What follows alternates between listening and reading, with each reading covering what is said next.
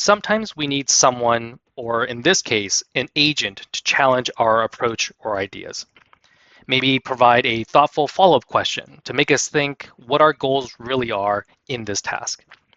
This is what /spar command is for, and let's check it out. Okay, so just as a heads up, this is only on the GitHub Copilot app right now, and I was not able to pin down when it came out. I did check their release catalog or their change log for the GitHub Copilot app. I was trying to find anything with spar and nothing came up. How I found out was through this blog post on August 6th, which was a guide to slash commands in the GitHub Copilot app. And most of them look familiar, but one, which was the /spar command, came in and piqued my interest, and I thought, hey, let's check it out and share it with everyone else as well. Now, spar is, in essence, your devil's advocate. It's going to spin up multiple subagents that are going to take different sides, if you will, and honestly pin them against each other, prove each other wrong, and see like, hey, is there another angle that we should be coming from? What I really love is the structure that it comes with and the great follow-up questions that it brings, which I will show later. Now, you also might be wondering, this sounds a little bit like Rubber Duck, and we did cover it before, and there are some similarities. Here you can see the description of the Rubber Duck and spar, and Rubber Duck says, requests critique on your approach or implementation by a model other than the one you've used, and spar says, runs adversarial reasoning to challenge your approach. And so it does sound very similar. I do admit there is a little bit of an overlap. However, I find that there is lots of value from both of them, and I'll kind of share which ones I use and when. One quick thing to note, to kind of like highlight the main differences, I would say that, Rubber Duck, the main idea is that you are critiquing what you have built or what you have done with another model. So the whole idea of Rubber Duck is to use another model family to see if there are any blind spots that the current model that was used to implement or plan may have missed. Spar takes it where it's using the same model, but it's coming from different perspectives. Maybe it's a front-end dev and a back-end dev. Maybe it's the developer and the DBA and your infrastructure team. Those are the different perspectives, as an example, that it's coming from. And from that, it is able to have them compete against each other and prove each other wrong of why they should take their approach versus the other. One last thing I will mention is that I can usually run Rubber Duck without a prompt if I've already done like the plan mode, for example. It knows to critique the plan. I find that I do have to do a prompt for spar, so that is something to note as well. All right, so with that, let's just kind of jump into it, and I'll kind of talk things through and kind of show some things that I've already tested with, but also something that we'll do live as well. So here I am in the GitHub Copilot app. As you can see, if I do spar, it literally says, and I try to press enter, idea required. Please put something in there, otherwise it does not work. So what I'm going to do is put up one of the previous things we've tried to do, which is convert the Milefolio app into a 3-tier architecture. Here I am sharing that I am considering hosting this app in Azure instead of having the app run locally. This will allow customers to not have to download any files and can access their info anywhere. Challenge my idea and point out any concerns I may have missed. So I'm going to run this one using spar, and I'm going to run a new session with Rubber Duck as well using the same prompt, just to kind of give you an idea. Now, here's a spar one. You can see the little sword and the spar right there. Something that I do love as this is running is how it has 5 sections that are fairly consistent. The first one is conflict framing. So what is the problem statement? What are we trying to solve? In this case, we're talking about hosting Milefolio in Azure, and is this a good idea? So that's the conflict framing in this case. Next, and you will see it shortly, are the roles. It's going to create sub-agents and tell it what role it is.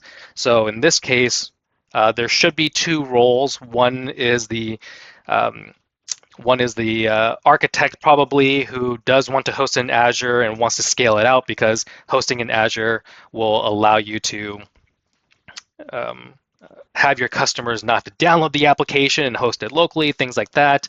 And then there'll be another one, as we can see here, argue for Azure hosting and argue against Azure hosting. The other one is like, hey, let's not host it in Azure. Let's have it running locally and let's have their perspectives.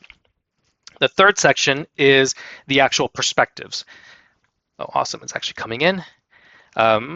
Third one is perspectives, where you actually get to see what each role's perspectives are. Why should we stay locally? Why should we actually actually move to Azure? Those are the different roles. The fourth one is the synthesis. And this one kind of tells you what holds up and what breaks down. So it kind of like summarizes things. So in this case, what holds up is phase 1 static hosting is nearly all upside, kills any onboarding friction, ships instantly, right? Both agents agree here. What breaks down is, can the customer access their info anywhere? Well, no, right? If you're hosting it locally, you have to make sure you have your database file with you, etc. And so that's kind of where it's summarizing and synthesizing everything. And lastly, my favorite section is probably the open questions at the very end. And this is where here it's asking you, some insightful questions on how you're approaching this. In this case, it's asking, are you actually willing to become the custodian of other people's financial data with breach liability, compliance obligations, and on-call burden? Or do you want your app to be open from a URL, right? Open anywhere. And so it's really asking that, that question of, are you sure you want to go down this path? There are pros and cons for each one from both perspectives, from the local first and the SaaS growth operator. But that is the insightful question that I always like getting for myself. So just as a recap, the conflict framing, number one, the roles, right? A minimum 2, sometimes I've seen 3 as well, showing whose different perspectives these sub-agents are coming from. The actual in-depth perspective of each one. In this case, right, the local first is Milefolio's privacy promise. Nothing leaves your machine. Or the SaaS growth operator where it says, hey, you can now get your data anywhere. And then the synthesis, which is the summary, and the open question, which I really love. If we go to the rubber duck scenario, I find that it does tend to have similar conclusions.